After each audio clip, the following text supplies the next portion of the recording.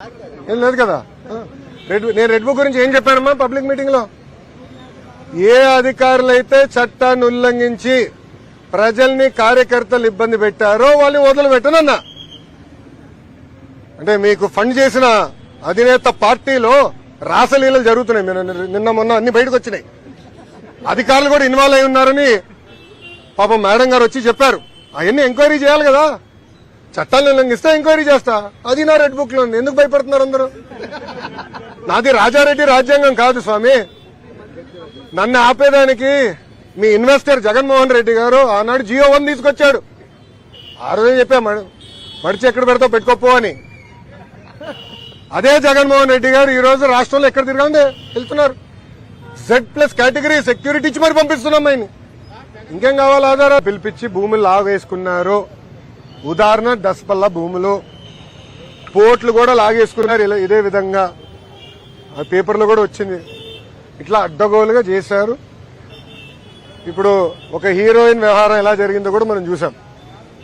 చూడండి ఒక ప్రభుత్వం ఎలా వివరించింది. ఒక మహిళని 18 రోజులు ఎలా బంధించారో చాలా స్పష్టంగా ఆమె కూడా నిన్న మీడియా ముందర వచ్చి చెప్తాం జరిగింది. ఇవన్నీ విచారించాలి. చట్టాలంటే కనీసం భయం అని ఉండాలి, లేదంటే భక్తి ఉండాలి. రెండు లేకపోతేనే దాని పేరు రాజారెడ్డి రాజ్యాంగం. So we will take action. Yes madam.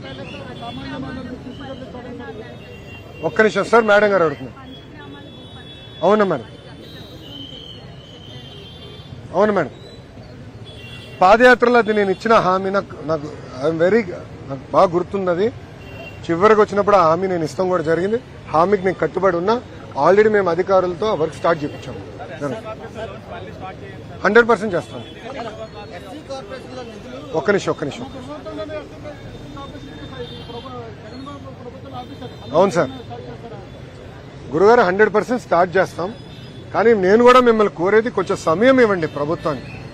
ఒక్క నిమిషం దయచేసి అర్థం చేసుకోవాలి. ఏంటంటే ఇప్పుడున్న పరిస్థితుల్లో జీతాలు 1వ తారీఖు నాడు చెల్లిస్తే గొప్ప, పెన్షన్ 1వ తారీఖు ఇస్తే గొప్ప. అలాంటిది చంద్రబాబు నాయుడు గారు సండే గనక 31 తారీఖునే, అంటే 1వ తారీఖు సండే ఒక రోజు ముందలే ఇవ్వండి అని నేను కేబినెట్ లో చెప్పాను.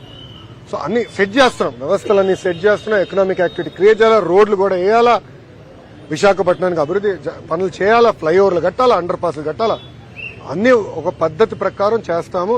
దాంట్లో భాగంగా ఆనాడు బీసీ వెల్ఫేర్ లోన్లు కానివ్వండి, ఎస్సీ సోదరులకి ఎస్సీ కార్పొరేషన్ నుంచి రావాల్సిన లోన్లు కానివ్వండి, నేను పాదయాత్రలో ప్రతి మీటింగ్ లో గురించి మాట్లాడాను.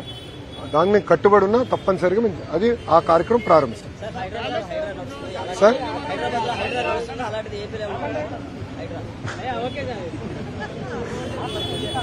నా తెలంగాణ ప్రభుత్వం కొన్ని నిర్ణయాలు తీసుకుంది. అది వాళ్ళు తీసుకున్న నిర్ణయం. ఆంధ్ర రాష్ట్రానికి వచ్చేగల మేడం గారు మా పంచగ్రామాల గురించి డిస్కషన్ చేశారు. మంగళగిరిలో కూడా దశాబ్దాలుగా ప్రజలు వచ్చి కొండల్లో నివసిస్తున్నారు. ఆ పట్టాలు వాళ్ళకి అందించమని ఆనాడు నన్ను కోరారు. నేను హామీ కూడా ఇచ్చాను. సో హామీకి మేము కట్టుబడి ఉన్నాం. అంటే ఎలాంటి డౌట్ లేదు. ప్రకృతిని కూడా కాపాడుకోవాల్సిన బాధ్యత ప్రభుత్వాలపై రెండు బ్యాలెన్స్ చేసుకుని ముందుకు.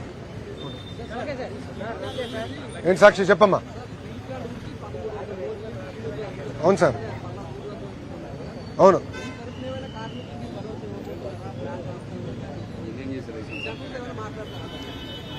కార్మికుల్ని పాదయాత్రలు కూడా నేను కలుస్తాం జరిగింది. వాళ్ళకి స్పష్టమైన హామీ, స్టీల్ ప్లాంట్ మేము కాపాడుతామని చెప్తాం కూడా ఆనాడు నేను చెప్పాను. కేంద్ర ప్రభుత్వంతో ఇప్పటికీ 2-3 రౌండ్లు డిస్కషన్ జరిగింది. మళ్ళీ మేము అందరం కూడా కూర్చుంటున్నాం. దానిపైన చాలా క్లారిటీగా భవిష్యత్ కార్యాచరణ మేము ప్రకటించబోతున్నాం. విశాఖ ఉక్కు ఆంధ్రుల హక్కు, ఆ నినాదంతో ఆ ఉక్కు ఫ్యాక్టరీ ఏర్పడింది. గత ప్రభుత్వం చేతగానితనం వల్ల 2 బాయిలర్స్ కూడా మూసేశారు. మీకే తెలుసు 2 మూసేశారు. 2 ఫర్నెసెస్, క్షమించాలి, 2 ఫర్నెసెస్ మూసేశారు. ఇప్పుడు 3వది నడుస్తుంది. ఆల్రెడీ పెద్దలు ఇక్కడ గౌరవ ముఖ్యమంత్రి గారు కూడా కొన్ని విషయాలు ముఖ్యమంత్రి గారి దృష్టికి తీసుకెళ్లారు. అంటే ఆంధ్ర రాష్ట్ర ప్రభుత్వం కొంచెం చేత ఇవ్వాలి, బాగుంటుందని కోరారు. తప్పనిసరిగా మేము చేస్తాం. ప్రశాంతమైనటువంటి విశాఖలో వరుస ప్రమాదాలు జరుగుతున్నాయి. అనేక ప్రమాదాలు, లేదా కంపెనీకి సంబంధించిన ప్రమాదం. ఈ నివారించాలి ఏ రకంగా తీసుకోబోతున్నారు? ఆల్రెడీ అది ముఖ్యమంత్రి గారు దానిపైన చాలా స్పష్టంగా చెప్పారమ్మా. మొత్తం ఆడిట్ చేస్తాము. There is no second thought about it. Will do it system.